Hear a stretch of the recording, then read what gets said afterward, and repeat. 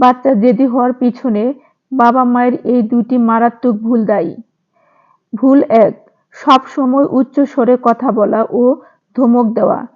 অনেক বাবা মা ভাবেন বাচ্চা ভুল করলে তীক্ষ্ণ গলায় ধমক না দিলে হয়তোবা শোনানো সম্ভব নয়, কিন্তু বাস্তবে এটি শিশুর মাঝে ভয়, অবাধ্যতা ও জেদি মনোভাব তৈরি করে।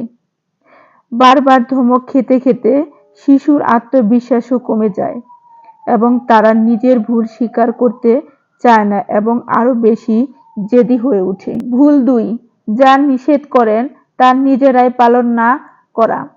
যদি আপনি বাচ্চাকে বলেন মোবাইল বেশি ব্যবহার করো না, কিন্তু আপনি নিজেরাই সারাদিন মোবাইলে ডুবে থাকেন, তাহলে শিশুটি দ্বিধায় পড়ে যায়।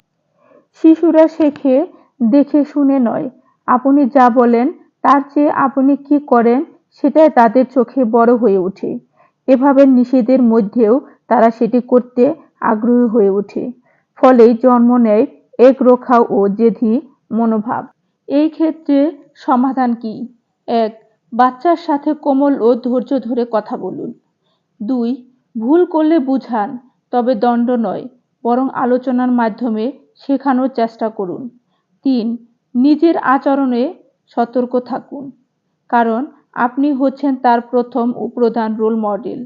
৪, শিশুর কথাও মন দিয়ে শুনুন, যাতে সে বুঝাতে পারে তার অনুভূতি মূল্য আছে। মনে রাখুন, শিশুর আচরণ প্রতিফলন মাত্র তার আশেপাশের পরিবেশ। একটু সচেতন ও ইতিবাচক অভ্যাসই গড়ে তুলতে পারে একজন আত্মবিশ্বাসী, হাসিখুশি ও সংবেদনশীল প্রজন্ম।